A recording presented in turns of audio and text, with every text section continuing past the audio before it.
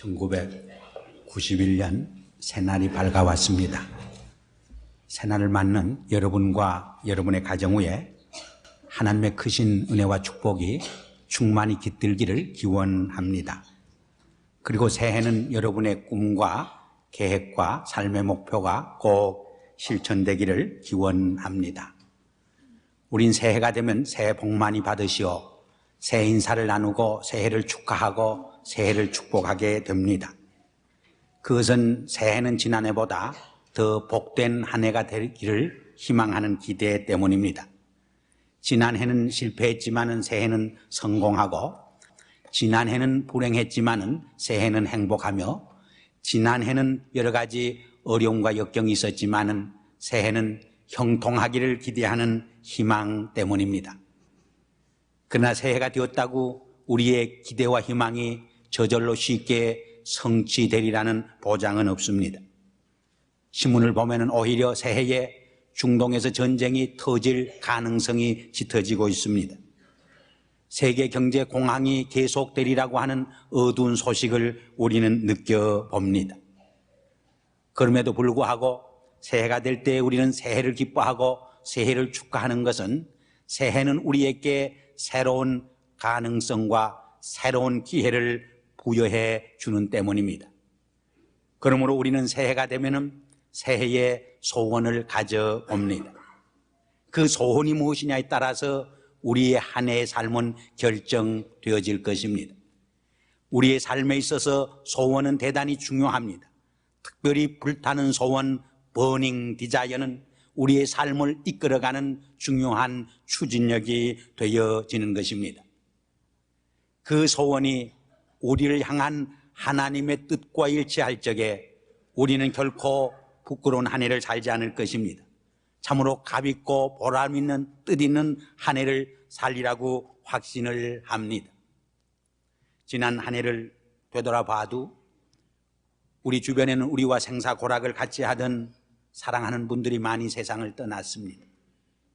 얼마 전 제가 카나다에서 사귀었던 동갑인 친구 목사가 갑자기 세상을 떠났다는 소식을 듣고 많은 충격을 받았습니다. 그럼에도 불구하고 우리에게 생명을 연장시켜주고 새해를 맞이할 수 있는 축복을 허락해 주시는 것은 우리를 향한 하나님의 섭리와 뜻이 있음을 의미하는 것입니다. 이 하나님의 섭리와 뜻과 우리의 새해 소원과 일치할 적에 우리는 참으로 값 있는 한 해를 살게 될 줄 압니다. 저는 금년 여러분의 소원이 여러분을 향한 하나님의 뜻과 부합되고 일치되는 소원이 되기를 기원해 봅니다. 그 점에서 사랑하는 여러분, 여러분의 새해의 소원이 무엇입니까? 여러분의 새해의 버닝 디자이어, 불타는 소원이 무엇입니까? 여러분의 삶의 목표와 계획이 무엇입니까? 조용히 시간 하나님 앞에서 그 소원을 내어놓고 점검해보는 시간이 되어야 할 줄 압니다. 특별히 금년은 신민년 양의 해입니다. 그래서 새해 첫날 메시지를 저는 양처럼 살자는 소원을 같이 묵상해 보려고 합니다. 양은 첫째로 온유한 짐승입니다. 양은 온유한 삶을 우리에게 상징해 줍니다. 예수님은 산상보훈에서 온유한 자는 복이 있나니 저가 땅을 기업으로 차지할 것이라고 말씀하셨습니다. 저는 이 말씀을 처음 읽을 적에 동의를 할 수가 없었습니다. 납득이 되고 이해가 되지를 않았습니다. 세상에 강한 자가 복이 있나니 저가 땅을 차지할 것이요 했으면 어느 정도 이해가 가고 납득이 되겠지만은 온유한 자가 복이 있나니 저가 땅을 차지할 것이라고 하는 말은 좀처럼 이해가 가지 않는 말이었습니다. 그러나 깊이 묵상하고 이 말씀을 생각하는 가운데 하나님께서 이 말씀을 통해서 주시는 깊은 진리가 담겨져 있는 것을 새삼 발견했습니다. 너무 강하면 부러집니다. 그래서 외유 내강해야 된다고 하는 말을 우리는 종종 듣습니다. 우리가 자연계를 살펴봐도 강한 동물들인 공룡이나 사자나 코끼리나 범 같은 것이 번성할 것 같지만은 오히려 멸종되는 것을 봅니다. 그리고 온유한 짐승들인 양이나 토끼 같은 것이 오히려 번성하는 것을 우리는 볼 수 있습니다. 여기에는 귀중한 진리와 교훈이 담겨져 있는 것을 우리는 깨달을 수 있습니다. 이것은 우리의 인생의 삶에서도 똑같이 적용되는 진리인 것을 우리는 알 수 있습니다. 민수기 12장 3절에 보면은 모세는 그 온유함이 지면에 승했다는 말씀이 있습니다. 이 말씀은 특별히 그의 누인 미리암과 또 형제인 아론이 모세의 권위에 도전해서 불평하고 불만을 터뜨렸을 적에 하나님께서 그를 칭찬해 주신 말씀입니다. 그렇게 그의 권위에 도전하고 불평하고 불만했지만은 그는 온유함으로 모든 것을 받아들이고 삼켰습니다. 그러므로 오히려 하나님께서는 모세를 이스라엘 민족의 위대한 지도자로 세워 주신 것입니다. 모세가 바로의 공주의 아들로 40년 동안 세상의 가장 고귀한 학문을 수렴하고 그가 정말 자신만만하게 이스라엘 백성의 지도자가 되겠다고 나섰을 적에 하나님은 오히려 그를 받아주시지 않았습니다. 거절했습니다. 그는 살인하고 실패자가 됩니다. 두려워서 광야로 도망치게 됩니다. 40년 동안 그가 터득하고 배운 훈련이 온유와 겸손의 훈련이었던 것입니다. 하나님께서는 그 온유의 겸손을 터득했을 적에 비로소 모세를 불러서 이스라엘 민족의 위대한 지도자로 세워주시는 것을 우리는 보게 됩니다.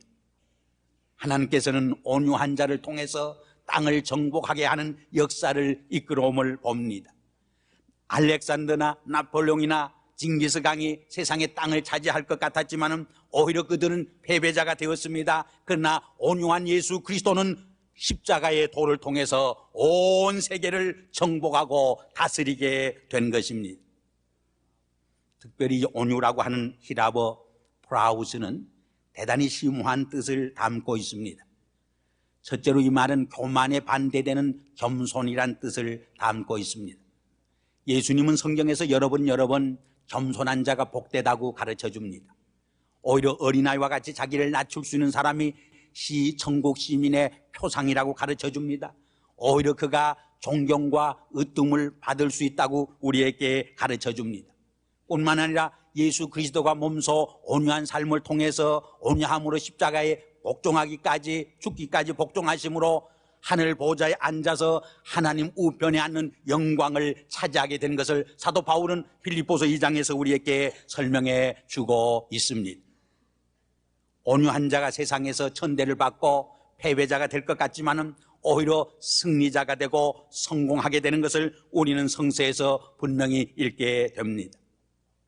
어거스틴에게 어느 날 젊은이가 찾아와서 기독교에서 말하는 최고의 미덕이 무엇이냐고 물었습니다. 어거스틴은 한참 침묵을 지키다가 그것은 겸손이라고 대답을 했습니다. 그자 이 젊은이는 두 번째 미덕이 무엇이냐고 물었습니다.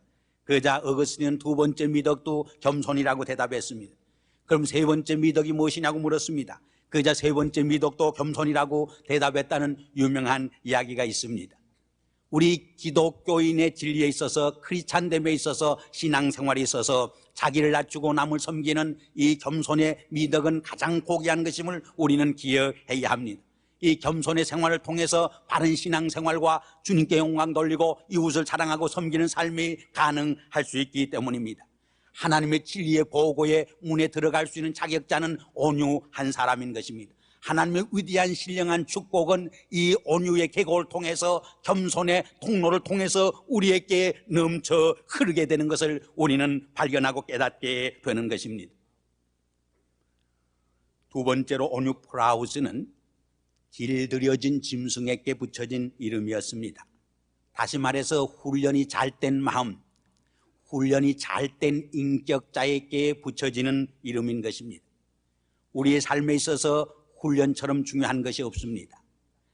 잠언서에 보면은 자기 마음을 다스리는 자는 성을 빼앗는 자보다 더 낫다고 했습니다. 우리가 자기의 마음을 다스리지 못하게 될 적에 10년 공부 남야부타불이 됩니다.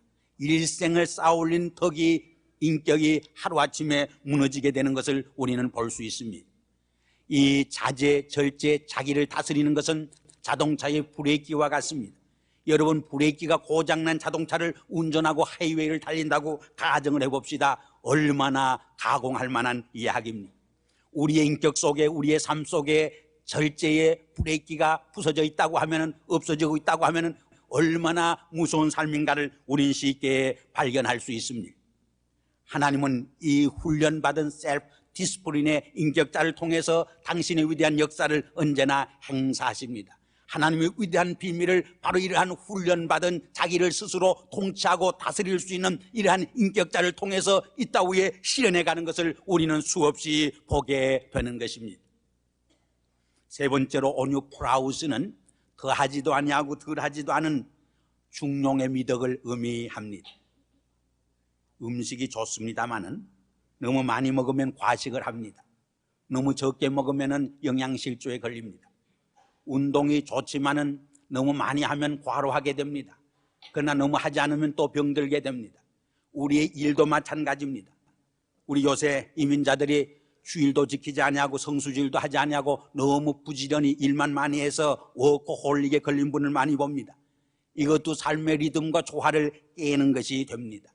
우리의 삶에는 모든 것이 정도가 있고 분수가 있습니다. 중용이 있습니다. 그것을 깰 적에 삶의 조화가 깨어집니다. 삶의 리듬이 파괴되어지는 것입니다. 그때 우리의 행복과 평화가 깨어지고 파괴되는 것을 우리는 볼 수 있습니다. 동서고금을 막론하고 그래서 이 중용의 미덕을 가장 높은 덕으로 간주했던 것을 우리는 볼 수 있습니다. 새해는 양처럼 온유 겸손하고 양처럼 잘 길들여진 훈련된 삶을 통해서 양처럼 중용의 미덕을 통해서 땅을 기업으로 차지하는 놀라운 하나님의 은혜와 축복이 여러분의 가정 속에 삶 속에 깃들기를 주의 이름으로 축원합니다. 두 번째로 양은 깨끗하고 순결함을 상징합니다. 이사야 1장에 보면은 너희 죄가 주홍 같을지라도 양털처럼 희게 하겠다고 말씀합니다. 마태복음 25장에 보면은 마지막 날의 심판의 장면을 비유로 설명해 줍니다.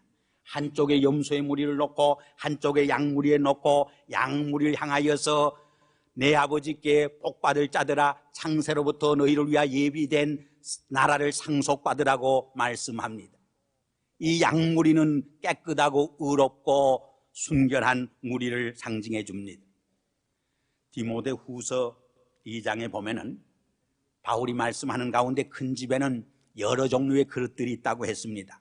큰 그릇, 은그릇, 나무그릇, 질그릇 여러 종류의 그릇이 있는데 주인에게 귀히 쓰임받는 그릇은 값비싼 그릇뿐이 아니라 오히려 깨끗한 그릇이라고 우리에게 설명해 주고 있습니다.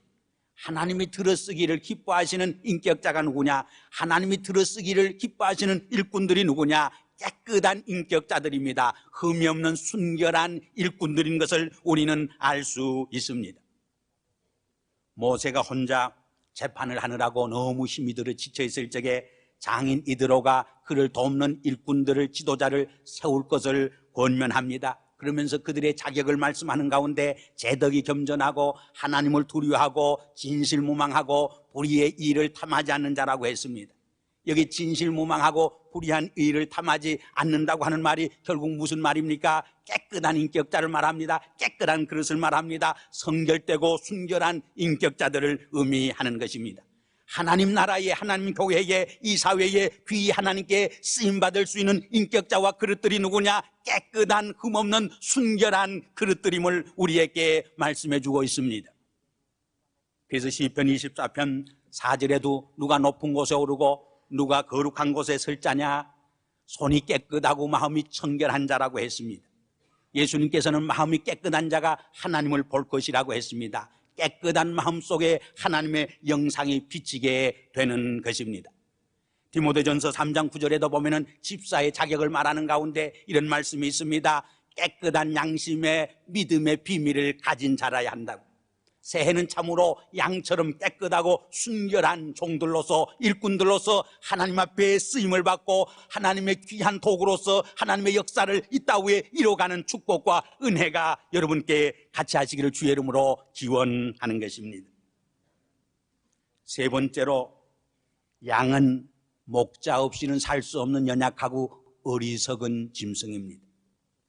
이 험준하고 어려운 세대 속에서 우리 인간들도 목자 되시는 여호와 하나님과 우리의 선한 목자 되시는 주님을 떠나서는 바른 인생길을 갈 수가 없습니다. 평탄하고 행복한 인생 여정을 도저히 홀로 갈 수 없는 연약하고 부족한 인간들인 것을 우리는 잘 알고 있습니다. 우리 인간이 강한 것 같으면서도 얼마나 연약한 그릇들이요, 얼마나 어리석고 미련한 인간들인지 알 수 없습니다. 양들은 그러나 연약하고 미련하지만은 목자의 음성만은 바로 들을 수 있는 귀가 발달되어 있습니다. 목자의 모습만은 바로 바라볼 수 있는 눈이 뜨여져 있습니다.